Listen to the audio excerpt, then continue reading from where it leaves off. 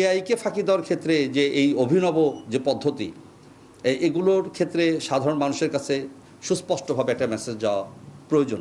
সেটা হচ্ছে যে এটা আসলে কাজটা ঠিক হয়নি।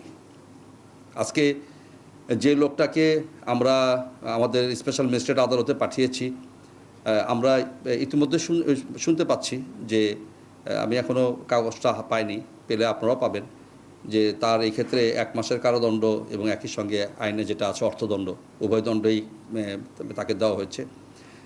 তো এই ক্ষেত্রে আমাদের মেসেজটা খুব স্পষ্ট এবং আমরা খুব বিনয়ের সঙ্গে নগরবাসীকে বলতে চাই যে দয়া করে আমাদেরকে সহায়তা করুন। আপনাদের যদি সহায়তা আমরা না পাই তাহলে আমাদের একার পক্ষে এটি করা আসলে কোনো সম্ভব না। আর যে ব্যক্তিটি করেছে আমরা ইচ্ছা করলে নিয়ে আসতে পারতাম, আপনাদের সামনে হাজির করতে পারতাম, এটিও আসলে আমরা চাই না। কেন চাই না?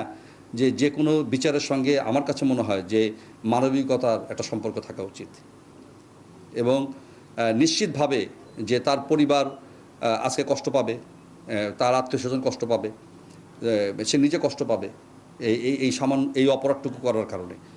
তো আমরা সবার কাছে একটা মেসেজ দিতে চাই যে মামলা করা, মামলার সংখ্যা বাড়ানো, কাউকে বিচারের গোড়ায় দাঁড় করানো, কাউকে সাজা দেওয়া, এটি কিন্তু আমাদের কোনো উদ্দেশ্য না।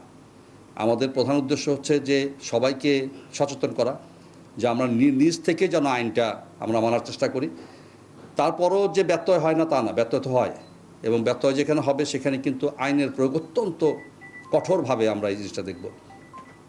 আমরা দেখেছেন আমাদের যারা কাজ করে আমাদের সবাইকে আমাদেরকে একটা ইনস্ট্রাকশন দেওয়া হচ্ছে যে আমরা সর্বোচ্চ ভালো ব্যবহার করব মানুষের সঙ্গে, সর্বোচ্চ যেটা করা সম্ভব। আমরা ইনস্ট্রাকশন দিয়েছি, সবাই হয়তো ওটা ফলো করে না বা সবাই পারবে না, কিন্তু আমরা সর্বোচ্চ ভালো ব্যবহারটা করব। কিন্তু আইন প্রয়োগের ক্ষেত্রেও আমরা সর্বোচ্চ কঠিনটাই থাকব। তো সেইভাবে আমাদের যাত্রাটা মাত্র শুরু হয়েছে, নতুন একটা প্রযুক্তি এসে মানুষ অনেক চেষ্টা করবে অনেক কিছু করার জন্য, কিন্তু আমরা সার্বিকভাবে সব কিছু সহায়তা চাই।